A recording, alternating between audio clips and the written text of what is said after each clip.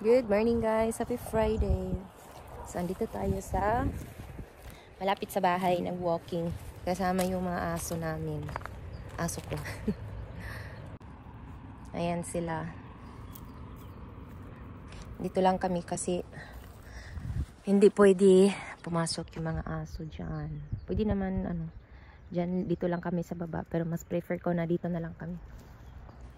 Gusto lang naman nilang ang gusto lang naman ng mga aso is makalabas sila sa bahay. Yung makapag-walking sila. Hindi naman importante sa kanila yung lugar. Yung maganda bang yung lugar o hindi. Buddy! Ang ganda dito guys. Tapos ang ganda pa ng panahon. Saan dumaan yung train.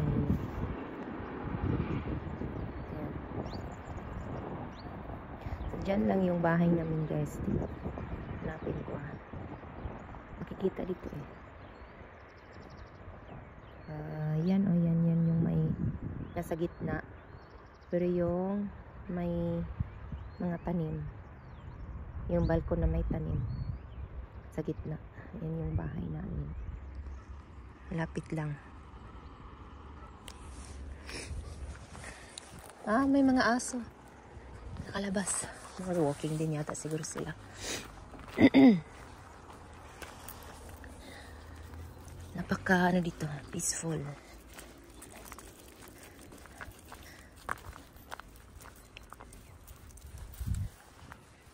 Ang cute man, nakalabas na aso. O diya. Diyan sa ibabaw, simbahan yan. No. Bunny, Yenny. Hindi niya nakita. Hindi nakita ni Bunny. Akala siguro niya shadow. Bunny, Yenny. Mga taga dito yan eh. Ang cute ng isang aso.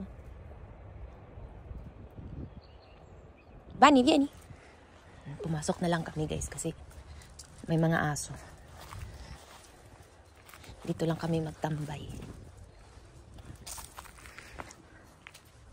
Maganda dito mag-walking sa umaga. Kahit naman ganitong oras. Kasi malamig siya dito, hindi mainit.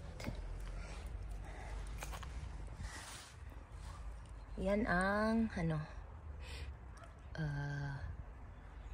Star of Bethlehem. Star of Bethlehem ang pangalan ng mga flowers na yan.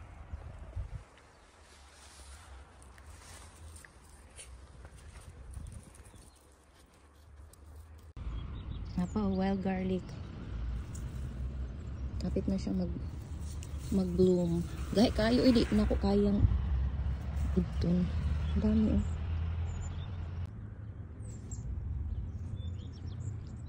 Wild nga ahos. Wild garlic. Dito ko lang siya kinuha. Ang dami. Yan Yan, wild garlic yan siya. Yan yung flowers niya. Magbo-bloom pa yan. Daming wild garlic dito. Kumuha ko ng isa. Ito, plantagenet. Daming mga wild herbs, wild plants. Yan ang calendula. Daming pwedeng mautan dito guys. Basta kabalo lang ka mangutlo.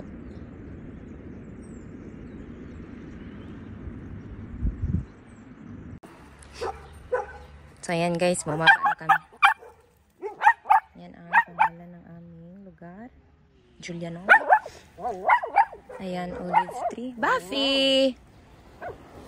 Yama! Yan nga ako ng mga wild na plants. Ang ganda kapag springtime. Spring season. Daming mga flowers.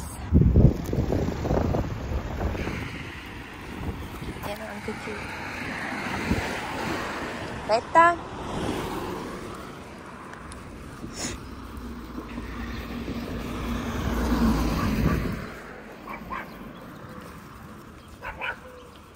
Ito yung lugar namin. Ang ganda. Napaka peaceful. Dami nga lang mga aso dito. Parang mas marami pa mga aso dito kaysa mga tao. Halos kada bahay dito may mga aso. Yan, may aso din.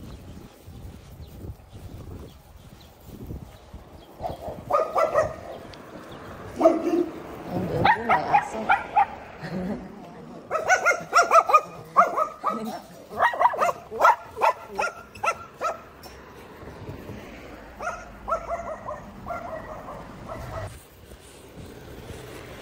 Yama. Alam na nila yung bahay namin. Saan dumaan. Dito talaga yan sila mag-park.